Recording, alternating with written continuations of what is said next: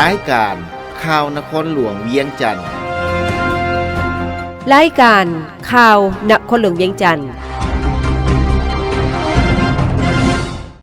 สบายดีท่านผู้ฟังที่เคารพที่นี่สถานีวิทยุกระจายเสียงนครหลวงเวียงจันทน์รายการข่าวนครหลวงเวียงจันทน์ประจำวันอังคารวันที่17เดือนมิถุนายนปี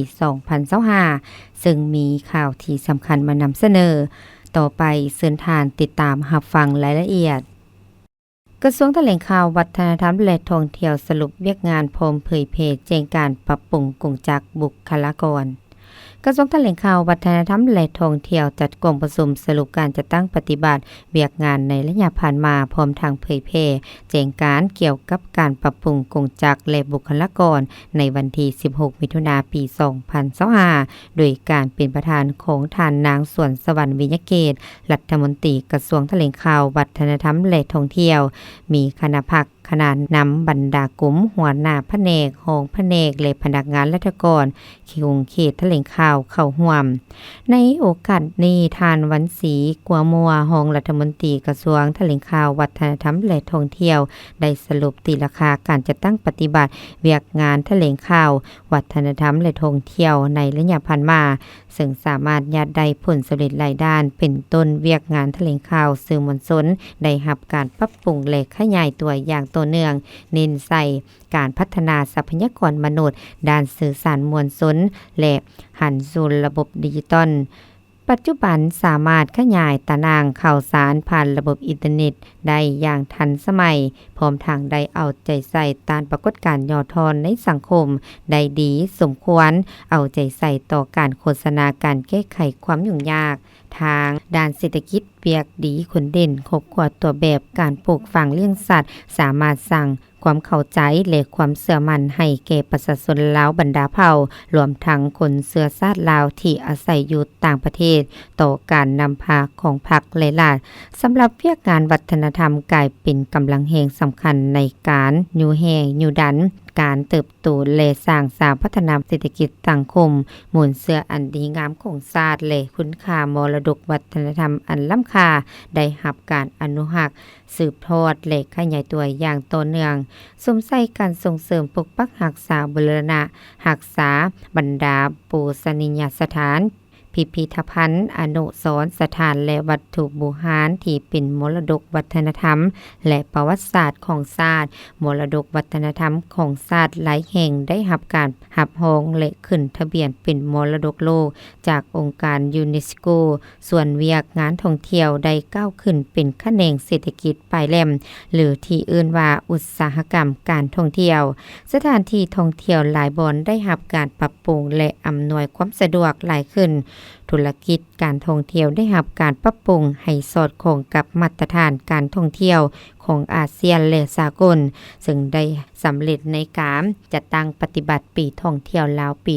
2024อย่างจบงามในโอกาสเดียวกันนี้ท่านคำเผยพิลาภาหัวหน้ากรมจัดตั้งพนักงานกระทรวงแถลงข่าววัฒนธรรมและท่องเที่ยวได้เผยแพร่แจ้งการเกี่ยวกับการโอนเวียกสื่อมวลชนเวียกแถลงข่าวพร้อมทางยกย้ายบุคลากรไปขึ้นกับคณะโฆษณาอมหมศูนย์กลางภาคโดยมีเนื้อในว่ากองประชุมคณะเลขาธิการศูนย์กลางภาคได้รับรองการยกย้ายบุคลากรและการโอนเวียกสื่อมวลชนจำนวน5กลุ่มและเทียบเท่า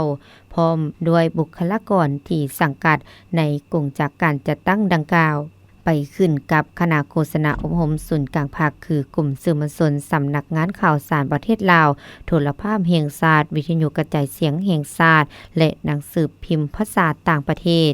ในโอกาสเดียวกันก็ได้มีพิธีประกาศพนักงานออกพรรคการหับอุดหนุนบำนาญโดยปฏิบัติตามแนวทางนโยบายของพรรคระเบียบกฎหมายของรัฐเมื่อถึงอายุเกษียณออกพรรคพรหับอุดหนุนบำนาญคณะบริหารงานพรรคคณะพรรคคณะนำกระทรวงแถลงข่าววัฒนธรรมและท่องเที่ยวได้ค้นคว้าพิจารณาตกลงอนุมัติให้ท่านโพสีแก้วมณีวงศ์รองรัฐมนตรีกระทรวงแถลงข่าววัฒนธรรมและท่องเที่ยวและท่านนางมณีพันธ์หลวงศรีสงครามรองหัวหน้ากลุ่มแผนการและการร่วมมือสากลท่านบรศักดิ์ป ปะวงเวียงคำของผู้อำนวยการใหญ่วิทยุกระจายเสียงแห่งชาติฐานผู้ประสงค์พุทธวงศ์ของอำนวยการใหญ่โทรภาพแห่งชาติออกพักการหับอุดหนุนบำนาญในโอกาสนี้ทานนางสวนสวรรค์วิญญาเกตกล่าวว่าถึงเวียกแถลงข่าวถึกโอนไปขึ้นกับคณะโฆษณาอบรมศูนย์กลางภาคก็ตามเรียกร้องให้หาภาคส่วนสื่อมวลชนจงสืบต่อมูลเสื้อสืบต่อเสริมขยายผลงานที่ญาติมาได้ในระยะผ่านมาอันสำคัญแม่นความต้องโฮมความสามัคคีความเป็นเอกภาพเฮ็ดภาระบทบาทหน้าที่ของตนให้ดีที่สุดมีความรับผิดชอบการเมืองที่พรรครัฐบาลประชาชนมอบหมายให้ได้รับผลสำเร็จนอกจากนี้ยังได้แสดงความสมเสยต่อกับบรรดาท่านที่ได้รับนโยบายพักผ่อนรับอุดหนุนบำนาญที่เฮ็ดสำเร็จหน้าที่อันมีเกียรติที่ภาครัฐและประชาชนมอบหมายให้ได้ทุ่มเทเหือเหงสุมสติปัญญาความรู้ความสามารถผ่านผ่าความยุ่งยากปฏิบัติหน้าที่เวียกงานที่การจัดตั้งของตนมอบหมายให้จนสามารถยัดได้ผลงานอันใหญ่หลวงอันได้เป็นการประกอบส่วนให้ผลสำเร็จรวมของกระทรวงแถลงข่าววัฒนธรรมและท่องเที่ยวตลอดมาองค์การอัยการประชาชนสูงสุดเสนอการสร้างกฎหมายว่าด้วยพนักงานอัยการท่านไสสนะโคตรภูธรหัวหน้าองค์การอัยการประชาชนสูงสุดได้รายงานเกี่ยวกับการสร้างกฎหมายว่าด้วยพนักงานอัยการโตกองประชุมสมัยสามัญเทื่อที่9ของสภาแห่งชาติสุดที่9ในวันที่16มิถุนายน2025อยู่สภาแห่งชาติภายใต้การเป็นประธานของท่านนางสุนทรไสยจักรรองประธานสภาแห่งชาติท่านไสสนะโคตรภูธรกล่าวว่าเหตุผลและความจำเป็นในการสร้างกฎหมายคือองค์การอัยการประชาชน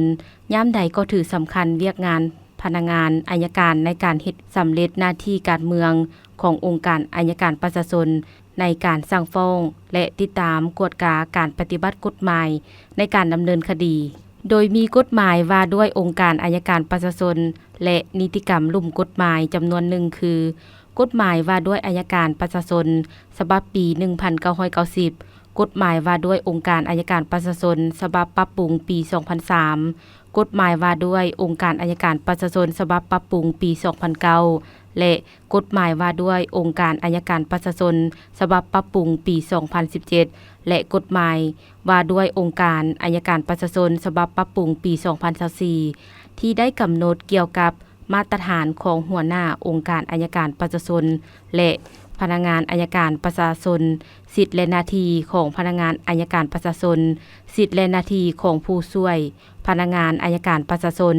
ข้อห้ามสำหรับพนักงานอัยการประชาชนดัชนีสั้นขั้นเงินเดือนและนโยบายอุดหนุนของพนักงานอัยการประชาชนกฎหมายว่าด้วยพนักงานอัยการมี13ภาค10หมวด68มาตราเมื่อกฎหมายฉบับนี้ถูกรับรองและประกาศใช้อย่างเป็นทางการแล้วจะมีผลได้รับคือกฎหมายดังกล่าวจะเป็นเครื่องมืออันสำคัญในการคุ้มครองพนักงานอัยการในขอบเขตทั่วประเทศอย่างรวมศูนย์เป็นเอกภาพและมีประสิทธิผลเกี่ยวกับมาตรฐานเงื่อนไขการประเมินผลการเลื่อนสั้นการยกย้ายนโยบายต่อพนักงานจรรยาบรรณจรรยธรรมการปฏิบัติวินัยการกวดกาและการปกป้องสิทธิหน้าที่ของพนักงานอัยการแต่ละขั้นอย่างครบถ้วนพนักงานอัยการจะได้รับการพัฒนารอบด้านและคุณภาพเกี่ยวกับทฤษฎีการเมืองการปกครองเวียกงานวิชาเฉพาะซึ่งประกอบด้วยทฤษฎีและพฤติกรรมเกี่ยวกับเวียกงานอัยการ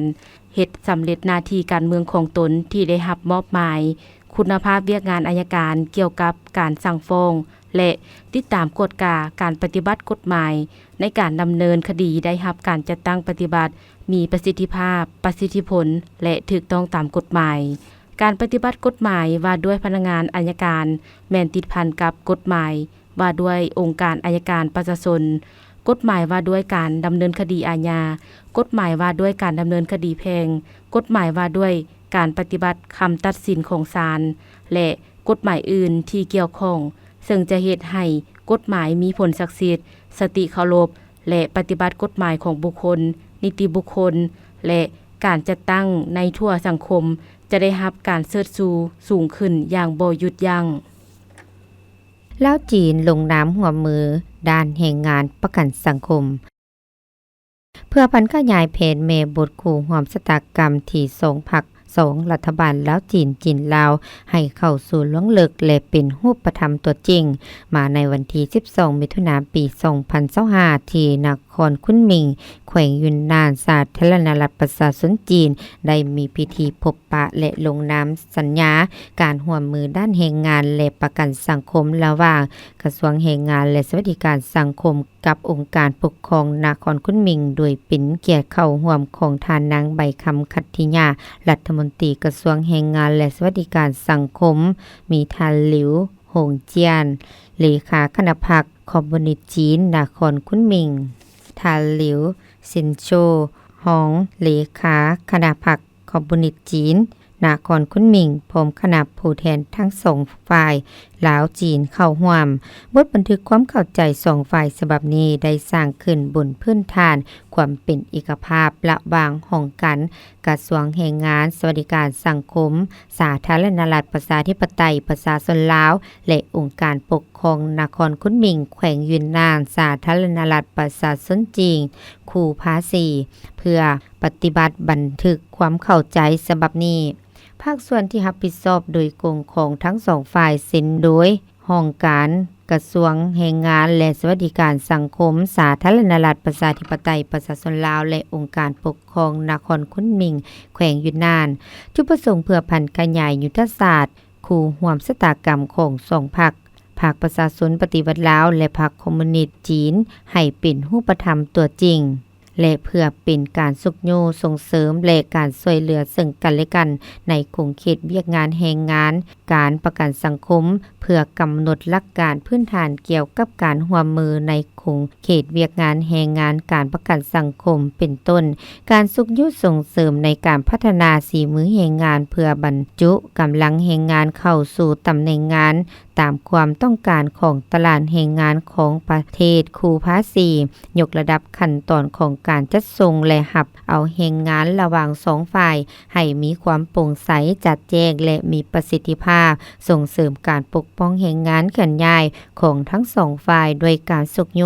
ให้เข้าสู่ระบบประกันสังคมหรือประกันภัยธุรกิจตามกฎหมายและระเบียบการของประเทศคู่ภาษีพร้อมนี้2ฝ่ายจะได้ร่วมกันแก้ไขและป้องกันปัญหาการเคลื่อนย้ายแรงงานแบบบ่ถูกต้องและการร่วมมือด้านวิชาการร่วมมือด้านอื่นๆเพิ่มทวีการพัวพันร่วมมือทั้ง2ฝ่ายอย่างแข็งแรง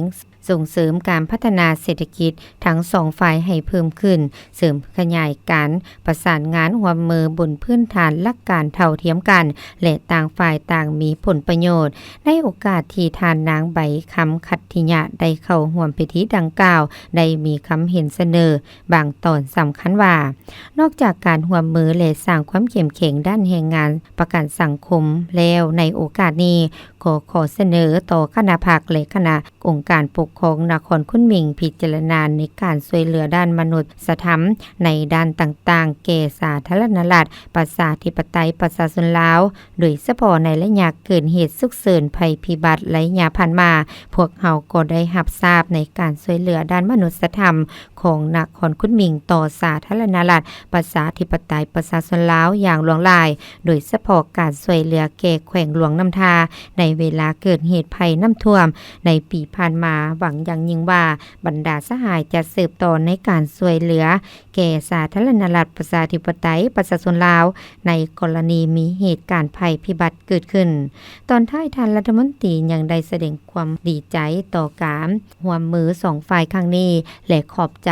สหายเลขาและรองเลขาคณะพรรคคอมมิวนิสต์จีนนครคุนหมิงพร้อมคณะที่ได้ให้การต้อนรับคณะของพวกเราอย่างอบอุ่นและดีเลิศ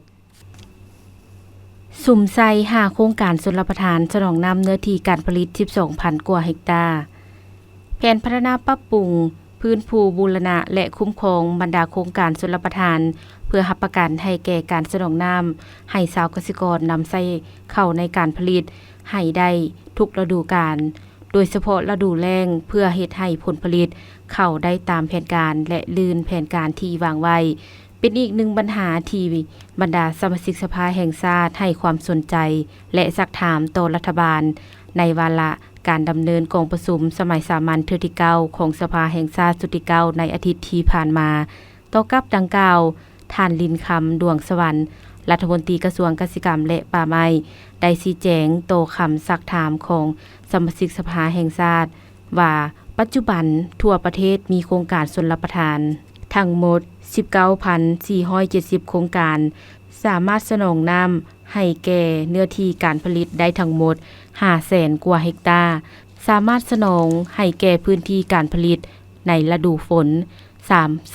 317,700 กว่าเฮกตาร์ฤดูแล้ง 182,400 กว่าเฮกตาร์เพื่อขยายเนื้อที่หับน้ำชลประทานและหับประกันการต้านแล้งพวกเขาได้ดำเนินโครงการชลประทานที่กำลังจัดตั้งปฏิบัติการสำรวจออกแบบมี5โครงการคาดคะเนจะสนองน้ำให้แก่เนื้อที่การผลิตได้ 12,750 กว่าเฮกตาร์คือโครงการชลประทานที่กำลังสืบโตก่อสร้างมี8โครงการคาดคะเนจะสนองน้ำให้แก่เนื้อที่การผลิตได้ 12,205 กว่าเฮกตาร์โครงการชลประทานก่อสร้างใหม่งบประมาณปี 2025มี3โครงการคาดคะเนจะสนองน้ำให้แก่เนื้อที่การผลิตได้ 3,570 กว่าเฮกตาร์โครงการชลเกษตรประตูน้ำปง 1. นำไส้น้ำจากท้ายเหือนจากผลิตกระแสไฟฟ้าน้ำเทิน2แขวงคำมวนเนื้อที่ 3,300 เฮกตาร์โครงการชลประทานเพียงแคนเนื้อที่150 เฮกตาร์และโครงการเมืองกวนแขวงหัวพันเนื้อที่120 เฮกตาร์โครงการก่อสร้างและซ่อมแปลงชลประทานทงหาบเสบางไฟแขวงคำมวนระยะที่3เปลี่ยนโครงดินมาเป็นโครงดินจี10โครงการคาดคะเนจะสนองน้ำให้แก่เนื้อที่การผลิตได้ 2,000 กว่าเฮกตาร์นอกจากนี้ก็ยังได้เอาใจใส่ติดตามการพื้นภูซ่อมแปลงบรรดาโครงการชลประทานที่ได้รับผลเสียหายจากพายุต่างๆในปี 2024อยู่4แขวงทั้งหมด21โครงการนครหลวงผ่านห่างรายงานการเมืองและแผนพัฒนาเศรษฐกิจสังคมกองประชุมสัมมนาห่างรายงานการเมืองของคณะพรรคนครหลวงเวียงจันทน์และห่างแผนพัฒนาเศรษฐกิจสังคม5ปีครั้งที่10ของนครหลวงเวียงจันทน์ได้จัดขึ้นในวันที่16มิถุนายนปี 2025ที่สำนักงานปกครองนครหลวงเวียงจันทน์เป็นประธานของท่านอาจสะพังทองศรีพันดรกรรมการศูนย์กลางพรรครองเลขาคณะพรรคเจ้าของนครหลวงเวียงจันทน์มีบรรดาคณะพรรคนครหลวงเวียงจันทน์เลขาพรรคเมืองเจ้าเมืองเลขาคณะพรรคฮักทานหัวหน้าแผนกองค์การเทียบเท่าอนุกรรมการเนื้อในและคณะการที่เกี่ยวของเข้าร่วมในพิธีท่านอาจสะพังทองศรีพันดรได้กล่าวเปิดกองประชุมว่าจุดประสงค์กองประชุมในครั้งนี้เพื่อเน้นใส่สร้างความเข้าใจเป็นเอกภาพอย่างรอบด้านในขบวนการสร้างห้างเอกสารให้เนื้อในที่สำคัญของกองประชุมใหญ่องค์คณะพรรคในนามเป็นตัวแทนของสมาชิกพรรคตัวแทนทั่วสังคมทั่วนครหลวงเวียงจันทน์พวกเขามีความรับผิดชอบเก็บกำและสนองข้อมูลสั่งรวมได้สิ่งที่ยอดยิ่งมากผลการนำพาสีน้ำของคณะบริหารงานพรรคภายใต้การนำพาของศูนย์กลางพรรคพวกเขาต้องสามารถสรุปสั่งรวมบรรดาพฤติกรรมตัวจริงการนำพาสีน้ำของคณะพรรคแต่ละคำโดยมีบรรดาเลขาคณะพรรคอยู่แต่ละคงเขตแผนกการเมืองผู้นำพาผู้เฮ็ดเวียกตัวจริงผู้พันขยายปฏิบัติมติของพรรคทั้งหมดผลงานตัวจริงต้องนำมาสั่งรวมจากนั้นแม่นการทอดถอนบทเรียนจากสิ่งที่ยังคงค้างจากสิ่งที่ยังเห็นว่าบ่ทันเข้มแข็งจากอันที่บ่มีประสิทธิผลพร้อมกันคนคิดการปรับปรุงเปลี่ยนแปลงกำหนดวิธีการกำหนดทิศทางแผนการกลไกจัดตั้งปฏิบัติวางคาดหมายโดยเยื้องใส่ทาแหงกาละโอกาสสิ่งท้าทายและการคาดคะเนสภาพการต่อหน้าเว้ารวมแล้วนอกจากการสั่งรวมผลได้หับการตีราคาจุดอ่อนข้อคงค้างในผ่านมาอันสำคัญที่พวกเฮาจะพร้อมกันกำหนดทิศทางแผนการในต่อหน้าเฮ็ดแนวใดให้พวกเฮาบูรณะ ระบอบประชาธิปไตยประชาชนก้าวขึ้นตามเส้นทางสังคมนิยม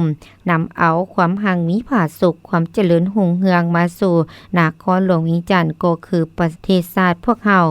สำหรับห่าง2เอกสารซึ่งต้องได้สืบต่อปรับปรุงนับทั้งโครงบทรูปแบบและเนื้อในข้อมูลตัวเลขข้าพเจ้าเสนอสำหรับเนื้อในมาติพวกเฮาต้องสามารถสั่งรวมผลงานให้เป็นลักษณะทฤษฎีได้จากพฤติกรรมตัวจริงเป็นทฤษฎีที่ส่องแสงให้เห็นบทเรียนพฤติกรรมตัวจริงที่มีลักษณะก้าวหน้าสำคัญต้องส่องแสงให้เห็นว่าการจัดตั้งผันขยายแนวทางที่ถูกต้องของพรรคได้นำมาซึ่งผลสำเร็จแน่นอนกลไกวิธีการผันขยายแนวทางอาจจะมีหลายวิธีหลายรูปการซึ่งจากพฤติกรรมตัวจริงบนจัดตั้งปฏิบัติแนวทางตัวจริงจะสามารถกำได้ว่ากลไกวิธีการใดในการจัดตั้งผันขยายปฏิบัติแนวทางมีผลสำเร็จที่มีประสิทธิภาพประสิทธิผลดีกลุ่มกันข้ามวิธีการกลไกใดที่ยังสร้างข้อจำกัดในการผันขยายแนวทางบ่ทันได้ดีปัจจัยใดเดที่พวกเฮายังมีขีดจำกัดบ่ว่าด้านกฎหมายระเบียบการด้านความรู้ความรับรู้เข้าใจของแต่ละภาคส่วนสังคมด้านขีดจำกัดของบุคลากรด้านขีดจำกัดของแหล่งทรัพยากรต่างๆพวกเขาต้องสุ่มใส่คนครัวสุ่มใส่สังรวมมีวิธีการเก็บกำข้อมูลมีวิธีวิเคราะห์และตีราคาข้อมูลที่ได้รับเวลาแต่นี่ฮอดมือกองประชุมใหญ่ถือว่าจอสมควรพวกเขาต้องขยันขันแข็งพร้อมกันเสียสละต้องตัดสินใจจึงจะพร้อมกันสร้างเนื้อในเอกสารสำคัญของกองประชุมครั้งนี้ความเท็จถึงตัวจริงและรับประกันเป็นทิศทางให้ทั่วนครหลวงเวียงจันทน์สามารถพร้อมกันผันขยายปฏิบัติในต่อหน้าให้มีผลสำเร็จนับมือดีขึ้นได้กองประชุมผู้เข้าร่วมได้รับฟังการรายงานเกี่ยวกับห่างรายงานการเมืองขององค์คณะพรรคนครหลวงเวียงจันทน์จากท่านคำเผาบัวขาวหัวหน้าสถาบันคนครัวเศรษฐกิจนครหลวงเวียงจันทน์คณะรับผิดชอบคนครัวอนุเนื้อในและรับฟังการรายงานเกี่ยวกับห่างแผนพัฒนาเศรษฐกิจสังคม5ปีครั้งที่10 2026-2030 ของนครหลวงเวียงจันทน์จากท่านสิงห์คำเยียลีเฮอรองหัวหน้าแผนกแผนการและการลงทุนนครหลวงเวียงจันทน์คณะอนุกรรมการเนื้อในร่วมมือบริการด้านกฎหมายสากลและกฎหมายลาวให้นักลงทุนพิธีเซ็นสัญญาร่วมมือธุรกิจบริหารกฎหมายระหว่างบริษัทเพิงเซียวหลงจำกัดผู้เดียวและบริษัทยุนนานเทียนไวเทียนที่ปรึกษากฎหมายและเปิดสาขาที่ปรึกษากฎหมายประจำลาวมีสำนักงานห้องการตั้งอยู่บ้านนาคำเมืองสีโคตรตะบงนครหลวงเวียงจันทน์จัดขึ้นวันที่14มิถุนายน2025ที่นครหลวงเวียงจันทน์มีท่านมอนไซลาวมัวทรงเลขาคณะบริหารงานชาวหนุ่มประชาชนปฏิวัติลาวท่านคำแพงบิลาพันธ์ประธานกรรมาธิการกฎหมายสภาแห่งชาติบรรดานักธุรกิจจีนที่มาลงทุนอยู่ลาวและผู้ต่างหน้าแขนงการที่เกี่ยวข้องของลาวเข้าร่วมในพิธีท่านพิงเสี่ยวหลงประธานบริษัทพิงเสี่ยวหลงจำกัดผู้เดียวและท่านจังยี่ที่ปรึกษาด้านกฎหมาย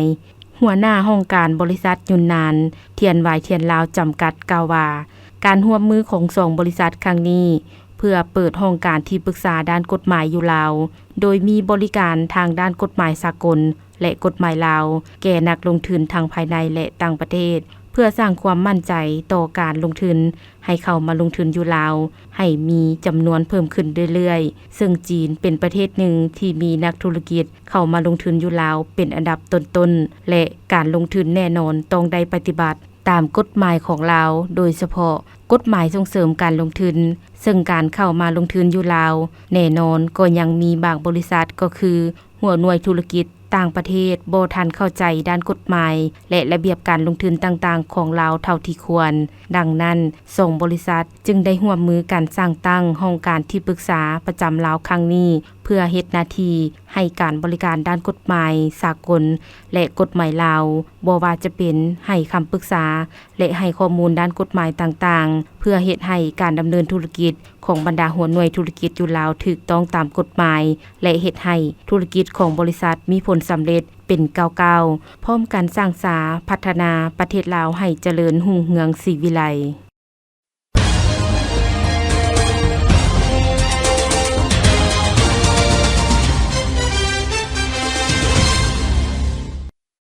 ต่อไปเชิญท่านรับฟังข่าวต่างประเทศนครหลวงเกียวโตต้อนรับนักท่องเที่ยวต่างประเทศบรรลุ10 ล้านกว่าคนในท้ายอาทิตย์ที่ผ่านมาอำนาจการปกครองนครหลวงเกียวโตรายงานว่าจำนวนนักท่องเที่ยวต่างประเทศที่มาเยี่ยมยาม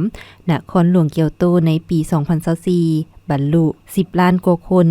ซึ่งสูงลืนกายหลัก10 ล้านเถื่อคนเป็นครั้งทำอิฐโดยจำนวนนักท่องเที่ยวทั้งหมดที่มาเยี่ยมยามเกียวโตแมน 56.6 ล้านเถื่อคนเป็นตัวเลขอันดับ2รองจากปี 2015 รายงานระบุว่าการพักค้างคืนในนครเกียวโตของนักท่องเที่ยวต่างประเทศสูงกว่านักท่องเที่ยวชาวญี่ปุ่นเป็นครั้งทำอิฐนับแต่เริ่มบันทึกข้อมูลปี 1958 โดยชาวต่างประเทศพักค้างคืน 8.9 ล้านคนเฮ็ดให้ปริมาณผู้พักค้างคืนทั้งหมดสูงแบบบ่เคยมีมาก่อนถึง 16.3 ล้านคนในขณะเดียวกันการใช้จ่ายของนักท่องเที่ยว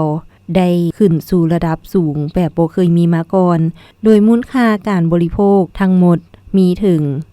1,900 ตื้อเยนและมูลค่าเศรษฐกิจได้เพิ่มขึ้นประมาณ 2.9 พันตื้อเยนองค์การอาหารและการเกษตรขององค์การสหประชาชาติคาดว่ารัสเซียจะเป็นประเทศส่งออกข้าวสาลีอันดับ1ของโลกเมื่อบ่ดนมานี้รัสเซียอ้างอิงข้อมูลขององค์การอาหารและการเกษตรขององค์การสหประชาชาติรายงานว่ารัสเซียยังเป็นประเทศที่ส่งออกข้าวสาลีรายใหญ่ที่สุดของโลกในปัจจุบันและปีต่อไปซึ่งกวมเอาอัตราส่วนหลายกว่า 1/5 ของยอดขายข้าวสาลีทั่วโลก FAO รายงานว่าการส่งออกข้าวสาลีทั่วโลกสำหรับปีกสิกรรม 2024-2025 จะลดลงประมาณ 8% อยู่ที่ 193.3 ล้านต้นซึ่งต่ำสุดในรอบ 4 ปีและจะฟื้นตัวได้เพียง 3.8% อยู่ที่ 200.6 ล้านต้นในฤดูกาลต่อไปโดยรัสเซียยังคงมีท่าเอียงเป็นประเทศส่งออกแถวหน้าของโลกพยากรณ์อากาศประจำวันที่ 17 มิถุนายน 2025 บริเวณความกดดันต่ำของอากาศร้อนยังปกคลุมอยู่ทั่วทุกภาคของประเทศลาวด้วยกำลังอ่อนหาปานกลางสมทบกับกระแสลมตะวันตกเฉียงใต้พัดปกคลุมซึ่งจะเฮ็ดให้ยังมีฝนตกฟ้าร้องฟ้าเหลื่อมในระดับค่อยหาปานกลางอยู่เกือบทั่วไปและจะตกหนักอยู่บางท้องถิ่นพอมีลมพัดแรงเป็นบางโอกาสพยากรณ์อากาศแต่ 7 โมงของวันที่ 17 หา 7 โมงของวันที่ 18 มิถุนายน 2025 ภาคเหนือด้านตะวันออกอากาศเย็นในตอนเช้าพอมีฝนตกฟ้าร้องฟ้าเหลื่อมในระดับค่อยหาปานกลางอยู่บางท้องถิ่นพอมีลมพัดแรงเป็นบางโอกาสหรือนาทีปกคลุมของฝนเท่ากับ 40% ของภาคอุณหภูมิระหว่าง 19-33 องศาภาคเหนือด้านตะวันตกอากาศร้อนพอมีฝนตกฟ้าร้องฟ้าเหลื่อมในระดับค่อยหาปานกลางอยู่บางท้องถิ่นและมีลมพัดแรงเป็นบางโอกาสหรือเนื้อที่ปกคลุมของฝนเท่ากับ 40% อุณหภูมิระหว่าง 24-36 องศานครหลวงวิงจันทน์อากาศร้อนพอมีฝนตกฟ้าร้องฟ้าเหลื่อมในระดับค่อยและตกปานกลางอยู่บางบริเวณพอมีลมพัดแรงเป็นบางโอกาสหรือเนื้อที่ปกคลุมของฝนเท่ากับ 40% อุณหภูมิระหว่าง 25-33 องศาภาคกลางอากาศร้อนพอมีฝนตกฟ้าร้องฟ้าเหลื่อมในระดับค่อยหาปานกลางอยู่บางท้องถิ่นและมีลมพัดแรงเป็นบางโอกาสหรือหน้าที่ปกคลุมของฝนเท่ากับ 50% ของภาคอุณหภูมิระหว่าง 24-34 องศาภาคใต้อากาศร้อนพอมีฝนตกฟ้าร้องฟ้าเหลื่อมในระดับค่อยหาปานกลางและตกหนักอยู่บางท้องถิ่น พอมีลมพัดแหงเป็นบางโอกาสหรือเนื้อที่ปกคลุมของฝนเท่ากับ60ส่วนห้อยของภาคอุณหภูมิระหว่าง24 หา 33 องศาสำหรับเขตภูเพียงบริเวณอากาศเย็นพอมีฝนตกฟ้าห้องฟ้าเลื่อมในระดับคอยหาปานกลางและตกหนักอยู่บางบริเวณมีลมพัดแหงเป็นบางโอกาสหรือเนื้อที่ปกคลุมของฝนเท่ากับ50ส่วนห้อยอุณหภูมิระหว่าง15 หา 23 องศา